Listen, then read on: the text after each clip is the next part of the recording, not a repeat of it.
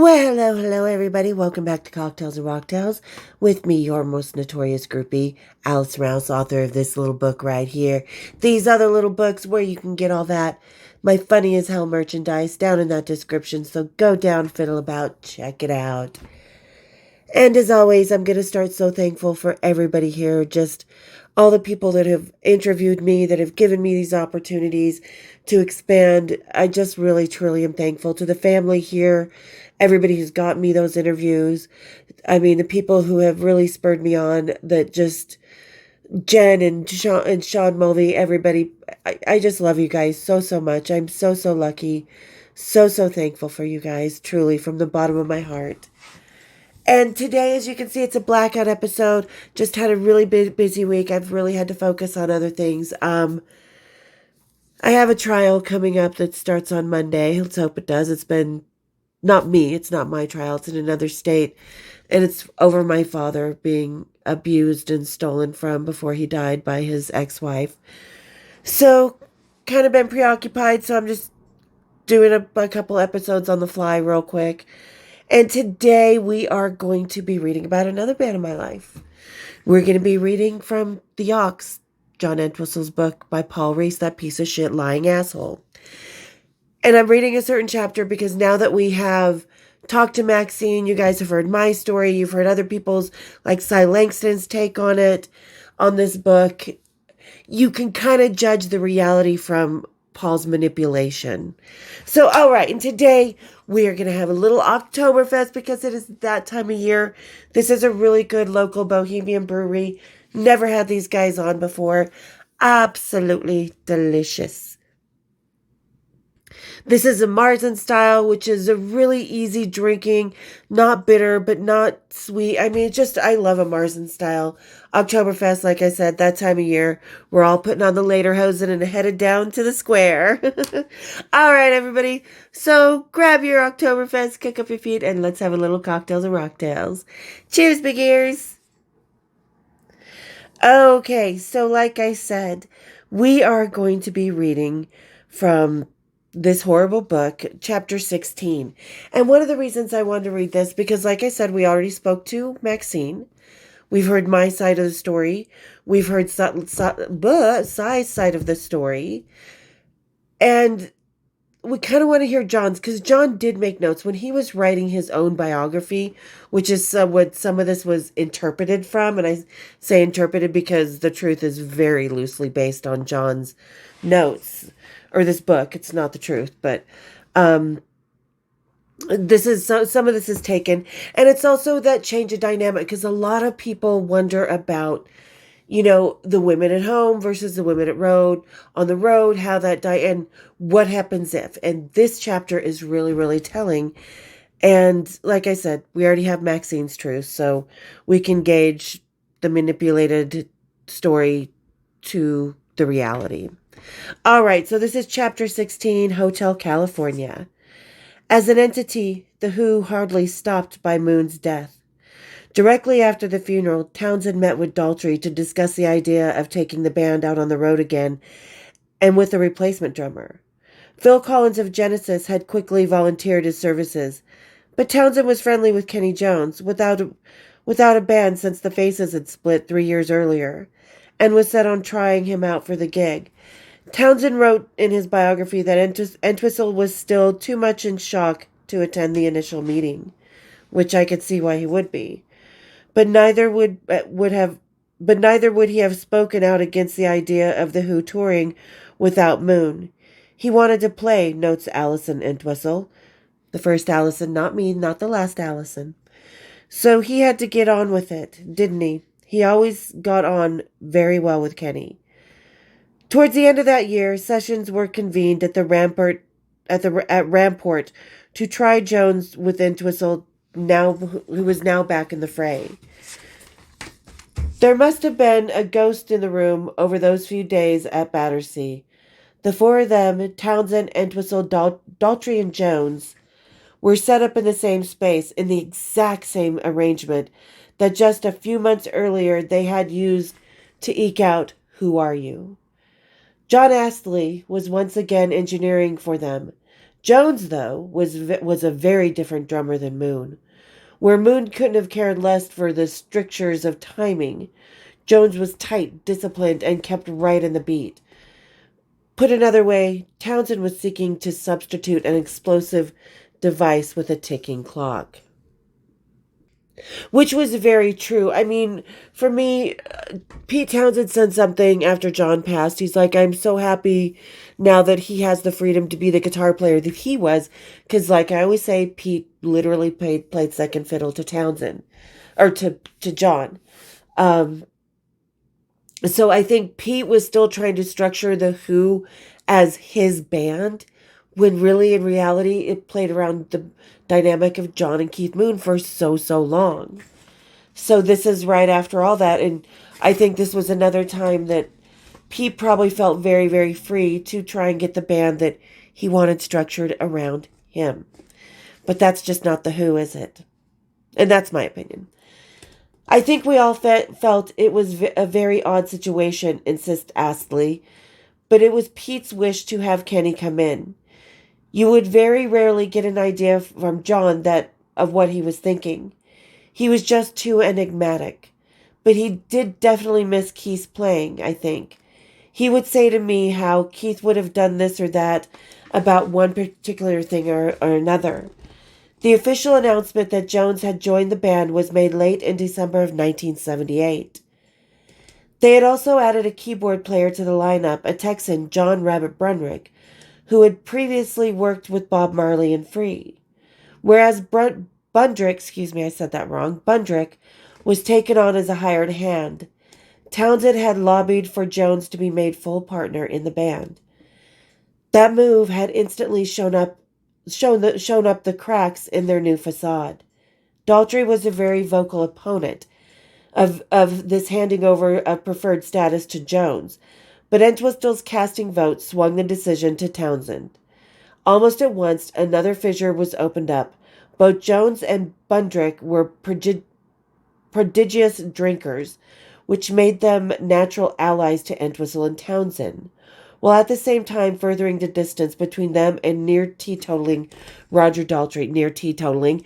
Okay, so after the news broke in 2002 and I was down in LA, Roger was calling Cy to find Vicodin because poor little Shire-dwelling Mount Jockey big baby Roger Daltrey had just had about 2 or 3 weeks earlier had a fucking root canal. Dude, seriously, I popped fucking prescription straight ibuprofen and went and bought myself a new boots for having a root canal.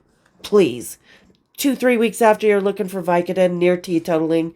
Keep telling yourself that, Roger. All right. For now, Entwistle could distract himself with other band business. And like I had said before, the band did not get along off stage. So I think Pete was always kind of playing John to his side because Roger is kind of a little bitch, isn't he? For now, Entwistle could distract himself with other band business. He spent the lead up to that Christmas in Los Angeles overseeing the Dolby mix of the Kids Are All Right soundtrack. Sharp and John did this a lot. Like, he did a lot of the mixing and overseeing and stuff like that because John had an incredible ear. He just, like I said, everybody's like, he was the most talented bass player. No, he was the most talented musician and composer. And he could just, that was just John. All right. Sharp had a sharp, hard, and loud sounding. It made exciting what was an otherwise disjointed and oddly emotionless film. Moon's stereo-enhanced detonation serving as a much better, fonder tribute to him than Stein's footage of him, fat and burned out at Shepperton. Okay, Paul, we know you are a quote-unquote journalist.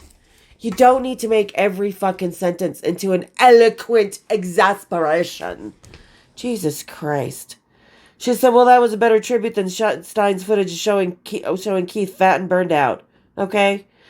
Following the film's premiere at Cannes the next May, the soundtrack album would go on to be a top 10 million seller in the U.S. John told me he liked the film a lot, says Tony Klinger. So did Roger. Pete was a different beast. Sometime later, I got invited to a Who show in America. Pete saw me and gave me a bear hug. An hour or two afterwards, at the after-show party, he walked straight past me like I didn't exist, as if I were just a piece of shit. I have no idea what occurred between those two moments. That's just Pete. As it happened, Entwistle had been no more straightforward with Klinger than Townsend. In his memoir notes, John devoted just 5 words to the film, and these were directed by a guide dog. In any event, during those last 6 weeks he spent in Los Angeles tied up with The Kids Are All Right, he embarked upon an affair and that was to have a much more dramatic and far-reaching impact on his life. After hours in the studio, he would invariably retire to the Rainbow Bar and Grill on the Sunset Boulevard, a magnet for the city's rock and roll denizens and their attendant coteries of hangers-on.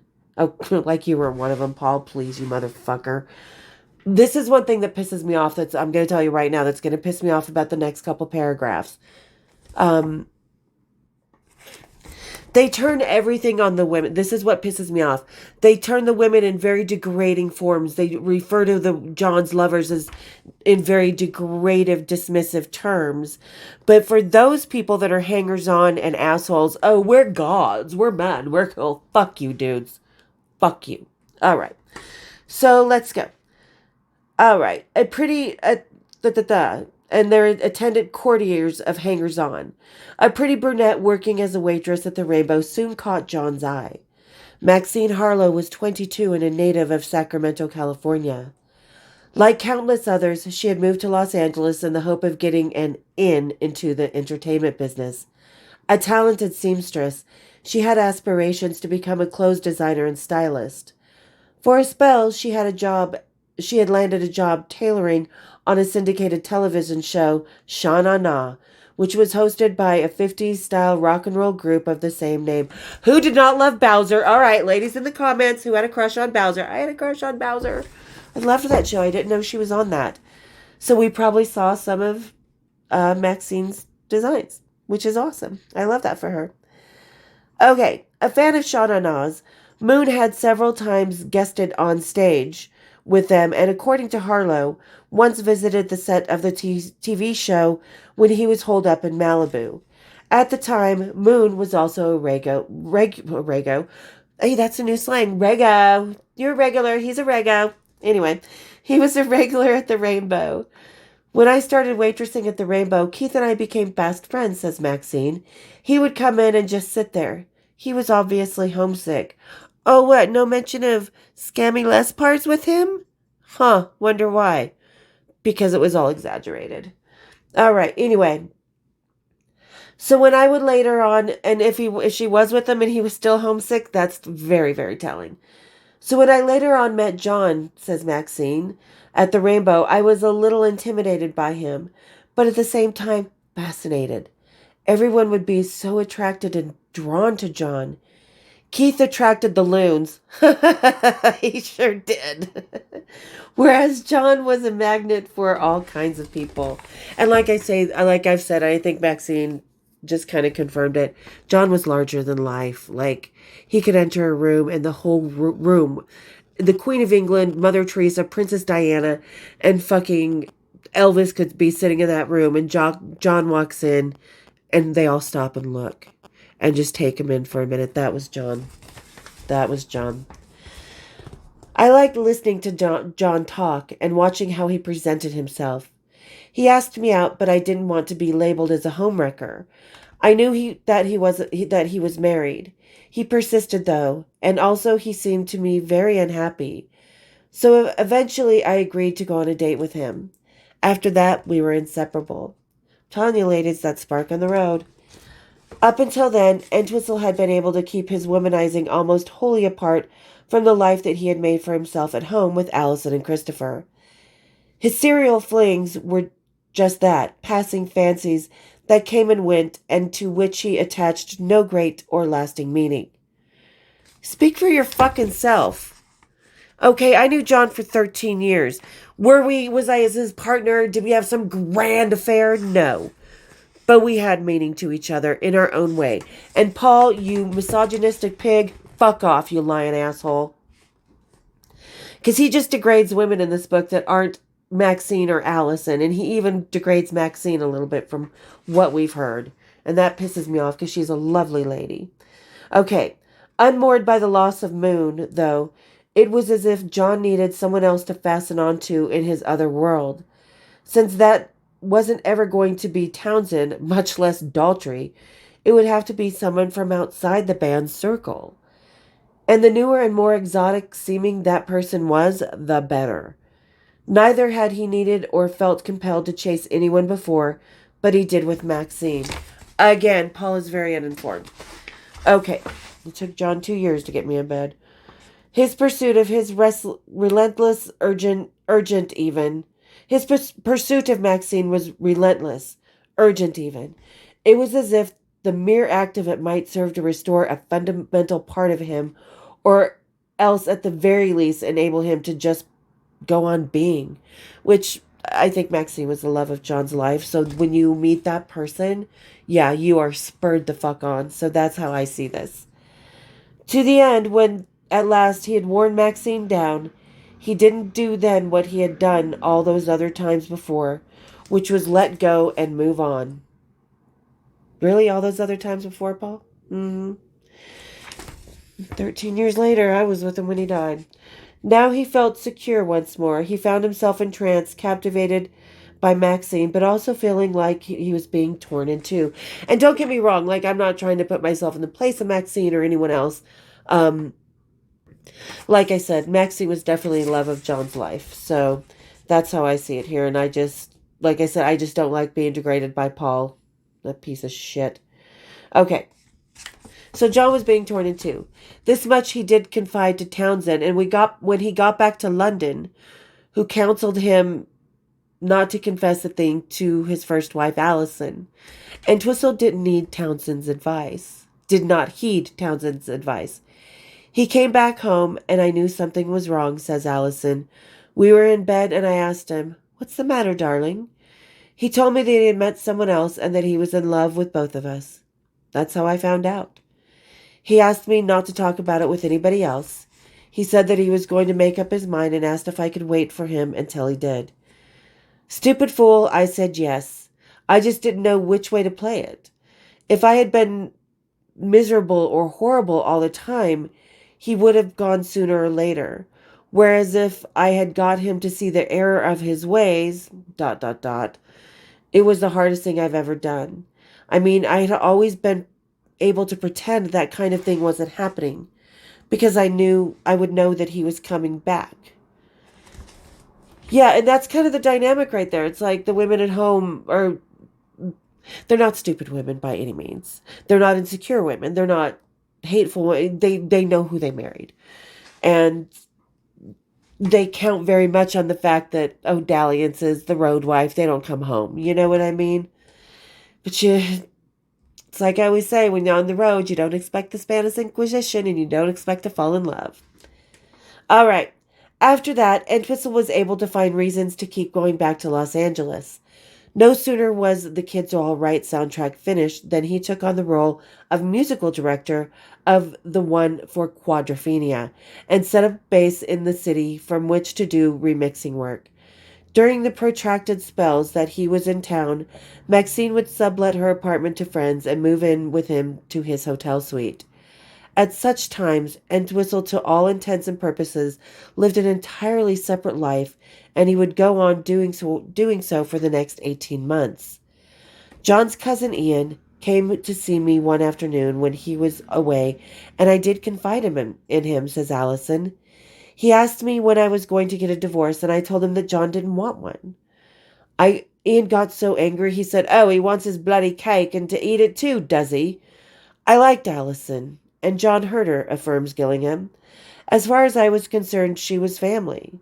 He did want to have his cake and eat it too. Don't all rock stars? And yes, I was mad about it. I was aware that he used to go to the Rainbow Bar to pick up girls. My old man used to say that's where he meets his hookers. Fuck you. You know, they don't put a degrading name to John, but they put a degrading name to the women.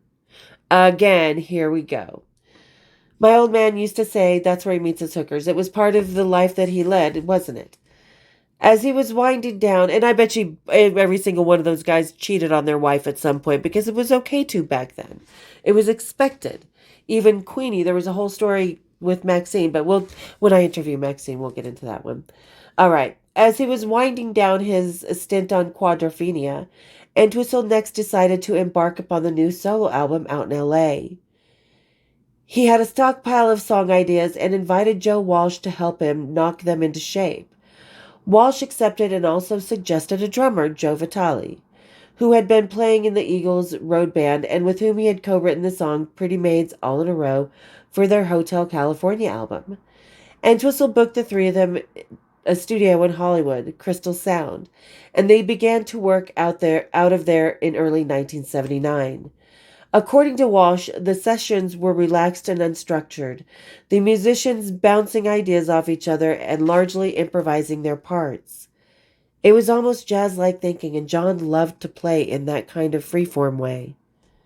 Walsh says, that was when he lit up. If you really paid a lot of attention to what he was doing, you would have trouble playing yourself because it would be so easy to get lost in him.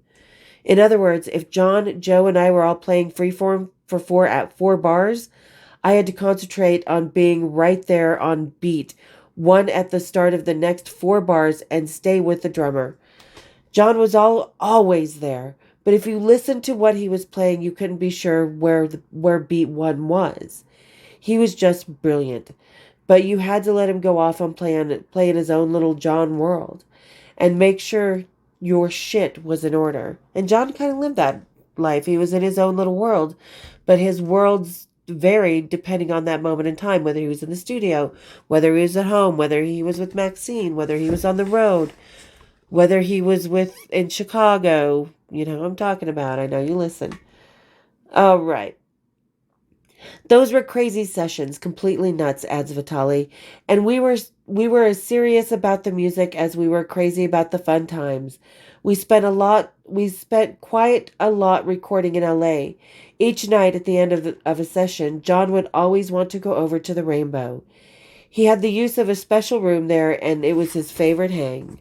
One night, Walsh brought his girlfriend along with him to the Rainbow.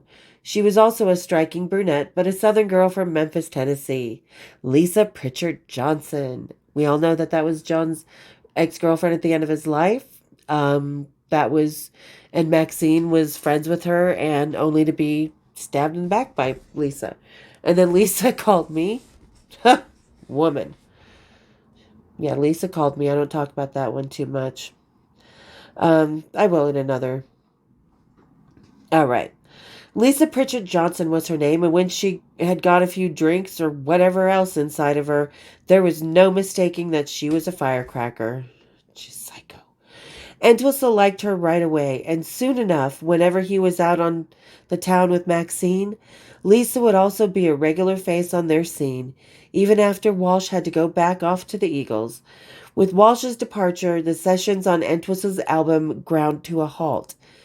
There was yet more upheaval when he returned to London. One morning, Mick Bratby stormed into the kitchen at Coringway and quit on the spot. Of all things, Bratby was furious that he had been sent a late birthday card. In Entwistle's absence, Allison had fallen ill and forgotten to mail him one on time.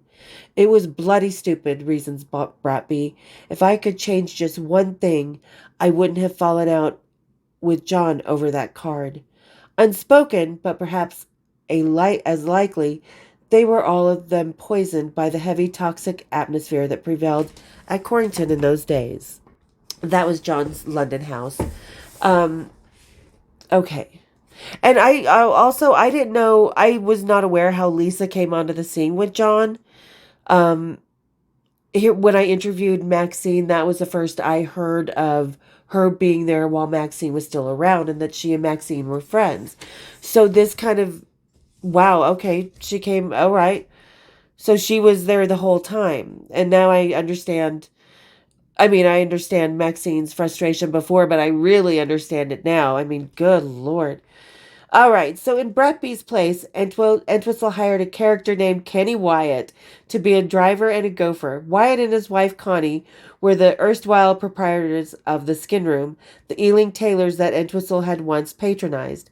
If anything, Wyatt was even more taciturn than his new boss. Hardly a word would pass between the two of them as Wyatt chauffeured Entwistle about. And for a time, the Wyatt's teenage daughter, Miss Karen, hey girl! I know Karen, I love her. And Karen! What I'm about to read, yeah. Oh, I love you, beautiful sister. All right. So Wyatt's teenage daughter, Karen, was also tasked with child-minding Christopher. That arrangement came to an abrupt end when Allison discovered that the babysitter had been tutoring her 6-year-old son to smoke cigarettes. We all had our teacher, didn't we, people? I don't, I'm not mad at you, Karen. I love you, girl. I love you to death. Once more, the Who was to be Entwistle's salvation and his best means of escape. Indeed, and I talk about that when I talk about, a lot of rockers. I kind of mentioned this in the Striper story about Tim. He was not happy in his marriage anymore. He didn't want to go home. It was very stressful. He didn't even feel like it was home. And a lot of rockers go through this, especially if their marriages are ending, or if you met your life mate on the road. You, like I said, you don't expect the Spanish Inquisition. So this is kind of that whole dynamic in this chapter, which is one of the reasons I wanted to read it. All right, once more, the Who was to be Entwistle Savage, blah, blah, blah, blah, blah. Indeed, at that same time, and even despite of Moon's passing, the outlook for the band had never before seemed so robust. In Britain, something of a mod revival was underway, spearheading by a young three-piece band from Walking the Jam, whose third album, All Mod Cons, had gone top 10 at the end of the previous year. So 1979, we're talking Sex Pistols, the Ramones, punk and new wave, Susie and the Banshees. This is all happening at the time. Chrissie Hynde is entering the scene.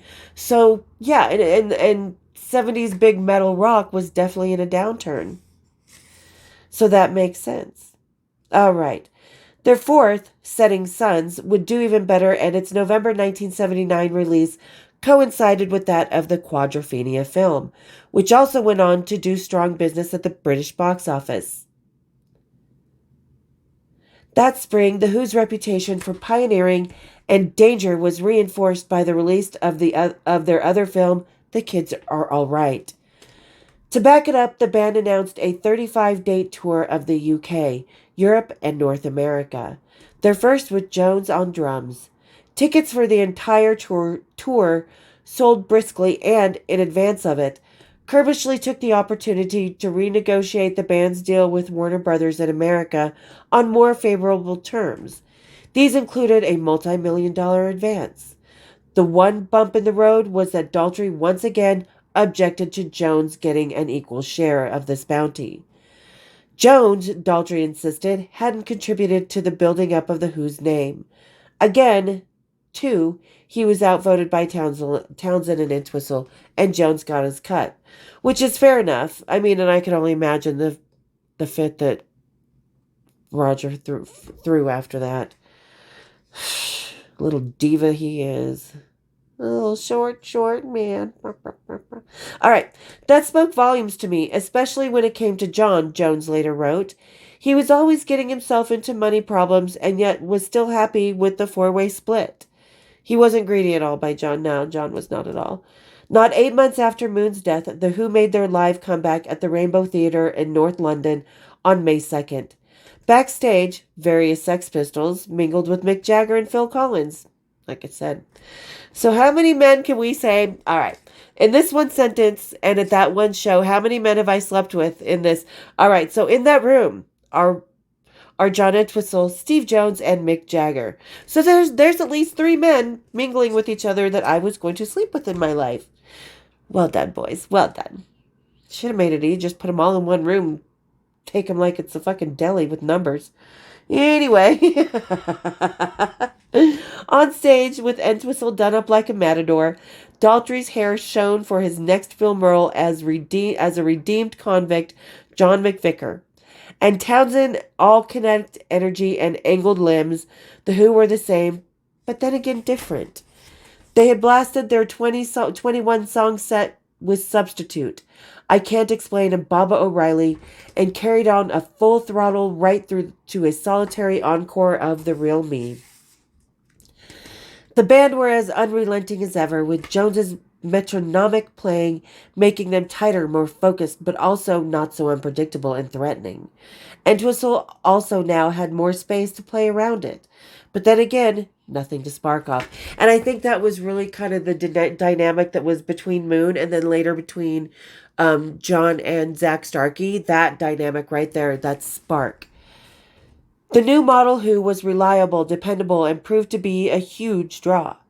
Everywhere they played, they packed houses.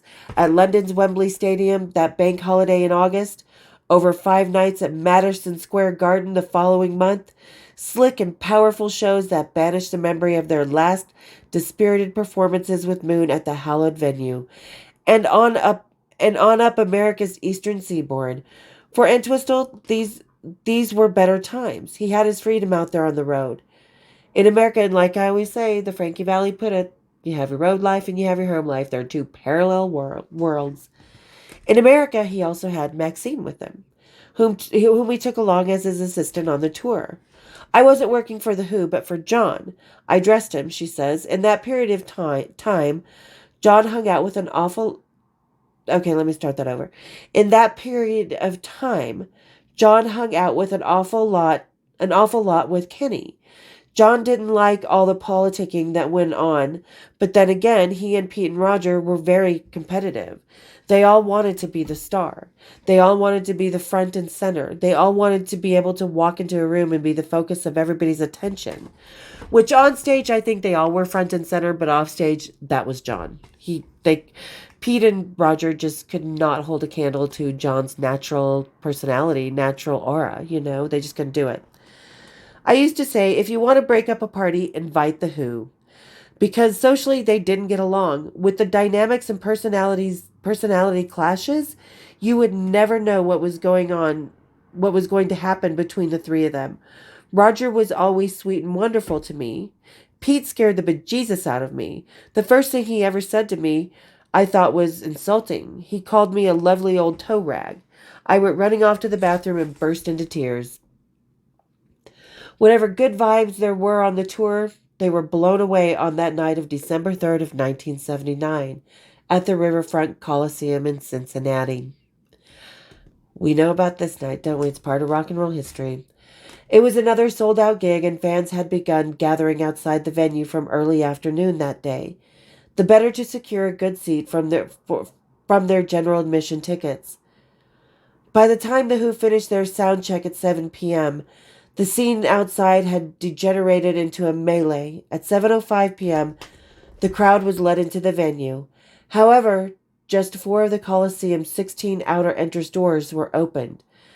As thousands of people tried to shove their way inside, which this was probably against fire code, or probably part of what set the precedent for fire code, as I always talk about. As thousands of people tried to shove their way inside, because 4 doors isn't enough, they were forced into a bottleneck that squeezed up against the ticket turnstiles located just inside the entrance hall.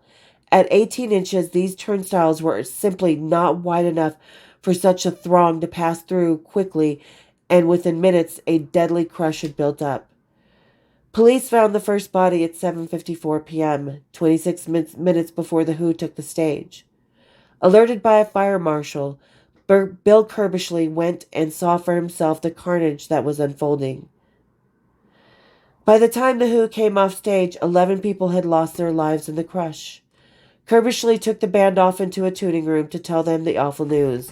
And I can picture that because I know exactly what happened after the AC/DC show where the kids were crushed to death. And that was only 3, and I was on the side of the stage for that, so I could only imagine. And next time I interview Maxine, I'd like to get her point of view from this. Because, it's not often you get someone that was there at the show that was really going to tell the truth about what they saw. And we know Maxine will. Okay. Richard Barnes was with them that night and accompanied them back to their hotel. John phoned round and got everybody into his room, he later wrote. Some of the people there were still in shock and just sat silently. Yeah. I feel that. Others had talked it all out earlier and were feeling empty. The TV was on, and it was from that we learned what really happened. John had realized that nobody could just go to their room and sleep, and the gathering in his room worked at calming everybody down. The band had flowers and messages of condolences sent to the funerals of each of the victims in Cincinnati. Then they rolled on, beginning on March 26 in Essen, Germany, and rounding up at CNE Stadium in Toronto on July 16th. They undertook another 42-date tour in 1980. On this run, Daltrey took issue with Jones's playing. Oh, sound familiar, Zach Starkey? God, Roger, you need to calm your little fucking Napoleon syndrome down. Believing that, Daltrey took issue with Jones's playing, believing that its very stability sapped the Who of energy. At the end of the tour, he orchestrated a group meeting at Kerbyshly's house in Essex. Makes sense, Kerbyshly's from Essex. Just okay, 2 and 2 just got put together. At which he gave the others an ultimatum. It was either him or Jones. Of course he did. Same ultimatum he gave, what, a month ago? Jesus Christ, Roger. Tell me you're a pick-me girl without telling me you're a pick-me girl. In response, Daltrey described Kenny said nothing. Bill said nothing. John was quiet too. But Pete didn't hesitate. Not for a second. He said it was no choice at all. Kenny would stay. Kenny stayed, and though I came to regret it, so did I. For his part, Entwistle, and that was from Entwistle's oh no, that was from Thanks a Lot, Mr. Kibblewhite, My Life by Roger Daltrey from 2018. So that was Roger's words. So that threat didn't work out like it did this time, did it, Roger? Pisses me off that he did that to Zach. All right, and he did it to Kenny too. Like, okay, Roger. For his part, Entwistle had finally decided the outcome of his own ultimatum to himself, whether or not to save his marriage. That summer, he took Allison and Christopher off to Miami for a family holiday. By then, he had as good as made up his mind, and it was a difficult, unhappy time for both husband and wife. I didn't know it, but they had already talked about splitting up, says Christopher, then 9 years old. I would go into their room and find the beds were apart. They told me it was the maid's doing, but obviously that wasn't the case. My mother had wanted us all to have a holiday together before we went our separate ways. Upon their return to England, Entwistle moved out of Corringway. Since he couldn't bring himself to break the news to his father, he persuaded Allison to ring Bert on his behalf, and it was she who told him that they had split up. And Bert was still alive when John passed away, but he was in a home with Alzheimer's. Entwistle took on an apartment on the King's Road that Townsend had been renting. Made up of 2 connected flats, it was an airy, spacious place above Kicker Store, and this is the one Maxine was talking about. On October 31st, Halloween, Maxine arrived from Los Angeles and moved into the flat. When I first got over to England, he was my knight in shining armor, she says. I figured I had kissed a frog. I was just 22, naive and gullible, but I was ready for an adventure. John honored me and prided himself in me. He showed me off. I was his arm candy, and he opened up to me a whole world that otherwise I never have imagined or been able to gain access to. I'll never forget the first time he took me to Corwood. That was hysterical. I got in the limo and he told me we were going to see his other house in the country. I thought it would be a quaint little cottage. Then we pulled up in front of this mansion. My mouth dropped open. In London, we played tourist. When we went to the Tower of London, we used to go to Harrods all the time. John was such an avid shopper, yes he was, that he had been given a Harrods gold card. He got me a gold card of my own, too, which I still have. John was fun to be around. Those early days of our relationship were when I saw him at his best. And I just, being 22 at her age, as we heard her talk about, it was just, wow, you're 22. You're with this rock god, who's in his 30s and this whole world is opening up and you're just enamored. And she was there for the divorce. And I can imagine that up and down, which I can't wait to hear Maxine's book because she'll probably go into a lot more things that this book never will or will never get right in this book. Allison and Christopher remained at Coringway. For the first year they were separated. Allison forbade John to introduce their son to Maxine. Fair enough. Every Thursday, Kenny Wyatt would pick up Christopher from school and drive him over to the King's Road to see his father. On those evenings, Maxine would be sure to be out shopping or sightseeing. Dad had to do something to entertain me, so together we went and saw just about every single movie that was on at the cinema during that year. Everything from Raiders of the Lost Ark to Chariots of Fire. Oh! Da da da da da da. Da da da da da. If you know. And The Fox and the Hound, recounts Christopher. We got to know each other quite well that way. In fact, that was when I properly did get to know my dad. He had been away or out for most of the time he was living at home. After that first year, Mother let me go and stay with him every other weekend in London or at Corwood. The first time that I met Max was in our dad's bar at Corwood. He had got tabletop video games in there and I was playing Asteroids. Max walked in, sat down opposite, and asked me if I wanted a game. She proceeded to be the only person that ever beat me on Asteroids. Way to go, Matt. That sounds fun. Awesome. I love that. In fact, she beat the shit out of me. We're talking about a 9-year-old boy that basically enamored me to her. And she was great with me. She used to take me shopping for clothes. She was brash. She would take the piss out of me, and we got on really well throughout my childhood and teens. The October after they separated, Allison started divorce proceedings, and these would go on for the next 3 years. Their marriage was formally ended on December 7th of 1984. By then, Allison had gone back to work as a secretary and administrator at Hammersmith Hospital. She had also entered into a new relationship.